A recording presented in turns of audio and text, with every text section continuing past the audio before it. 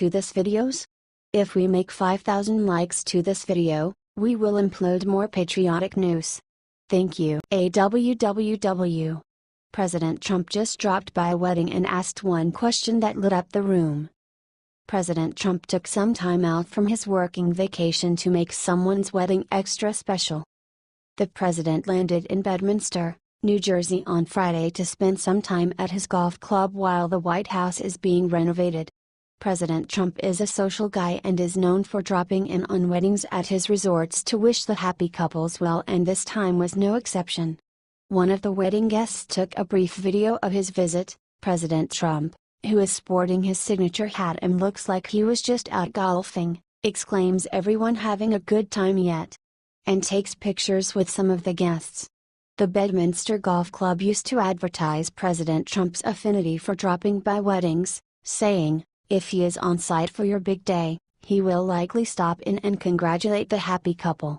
He may take some photos with you, but we ask you and your guests to be respectful of his time and privacy. Wouldn't it be great to just have the president show up at your wedding?" All the guests seem thrilled to see him. President Trump always does these small sweet things, but the media never reports it, so let's add some positivity to our news feeds by sharing to 3 Trump fans. H/T the Malia Obama just face-planted in Chicago, what she does right after made jaws drop. Malia Obama was caught on camera dancing up a storm this Friday night. She rolled around and then did something a little twisted. The former first daughter was caught on video letting her hair down. She danced to the Killers song that was being performed at Lollapalooza in Chicago. Now watch the video obtained by TMZ. Malia's friend can be shown throwing herself to the ground as Obama's daughter pretends to play the drums, says Daily Mail. It's pretty awkward stuff. Footage then shows Malia taking turns to right and roll on the grass as she thrashes and looks like a dang fool. This isn't the first time that Malia has gotten in the headlines for her dancing. Malia Obama is an Ivy League student and will be starting her schooling at Harvard after finishing up an internship with Harvey Weinstein. Share this if you are glad that we have President Trump in the White House. Let's hope Malia Obama has a wonderful career and that her father is never seen near the White House again.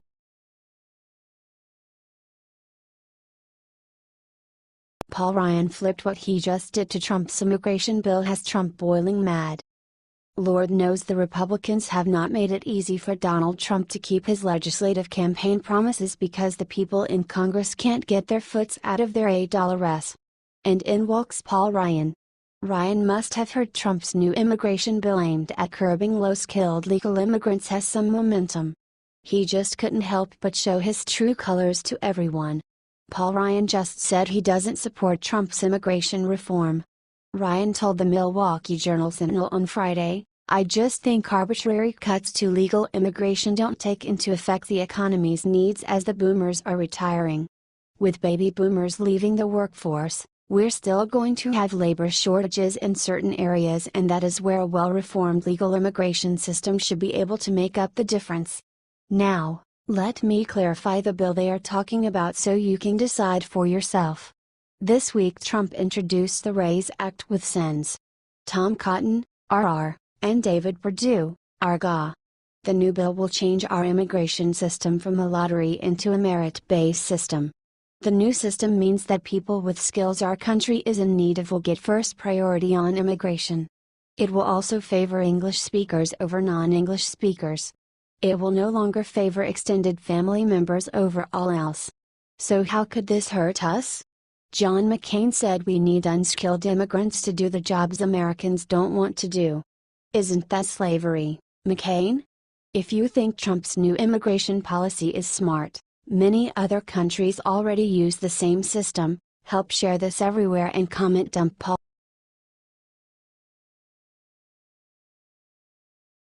We're back, baby.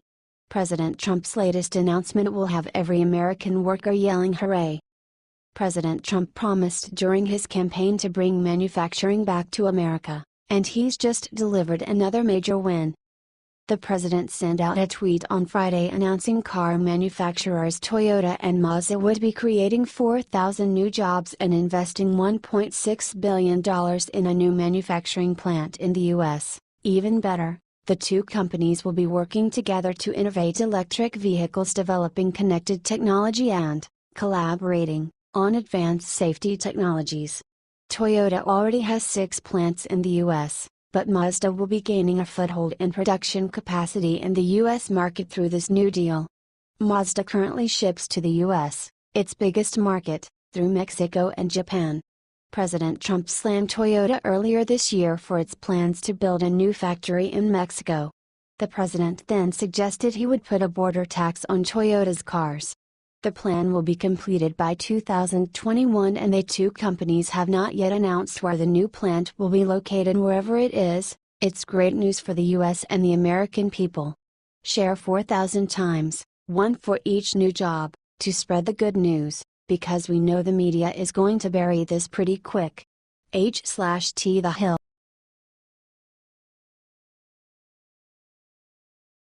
Run and hide. Crazy Bernie tries creepy new maneuver to brainwash youth. Crazy man Democratic Socialist Senator Bernie Sanders has taken some time out of his busy schedule dealing with the FBI investigation into his wife's bank fraud to pen a book teach teens to be political revolutionaries just like him. Sanders gave an interview with Teen Vogue explaining the rationale behind his book, which will be out August 29. Young people are the future of our country. As citizens of the United States, they have a responsibility to participate in our democracy and to help create a government which works for all, rather than just the few. This book will expose them to an unusual political campaign, the excitement of politics and what being a progressive is all about. Griot. More socialist nonsense for our youth, thanks Bernie. Teen Vogue highlighted that the book will feature graphs and facts on income inequality and money in politics. I wonder if he'll talk about how being a senator makes it terribly easy for your wife to get a $10 million bank loan on behalf of a college she's running to the ground? In part of the guides forward, Sanders writes, the current generation of young people is the smartest, most idealistic, and least prejudiced generation in the modern history of the United States.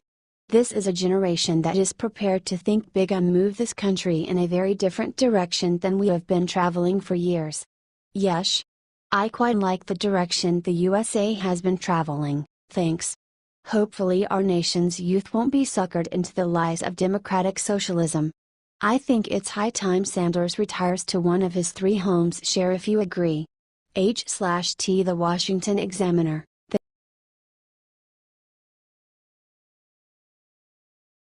Final decision. What Trump just said about Jeff Sessions will seal his fate. The fate of Jeff Sessions as Attorney General has been very questionable ever since Trump leaked his disgust with Sessions' recusal from the Russia investigation. Even after he decided to keep him, he made it clear he was still very upset. Well, the president has finally given America an answer as to how he feels about Sessions following a week of leak crackdowns. Donald Trump says he is proud to have a tough Attorney General in charge of the DOJ. That's definitely very good news for Jeff Sessions, who somehow managed to survive the last round of firings and today found his way back into Trump's good graces. However, one positive tweet is far from a promise to keep AG Sessions around if Mueller becomes too much of a problem for the administration to function. That is a very real possibility both Sessions and Trump are aware of. Still, this whole thing with Jeff Sessions proves that President Trump is forgiving and believes in second chances. However, if you blow number 2, that's on you. Are you glad to see Trump being happy with Sessions again? Should he keep him as Attorney General?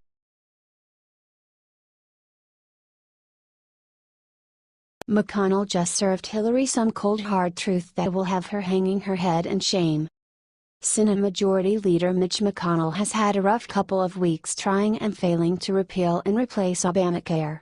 However, GOP legislators, with pressure from President Trump, have vowed to come back and reform healthcare. In the meantime, McConnell tried to put a positive spin on a tenuous situation on Saturday during an interview with local radio station WFPL. McConnell said, I choose not to dwell on situations where we come up a little bit short.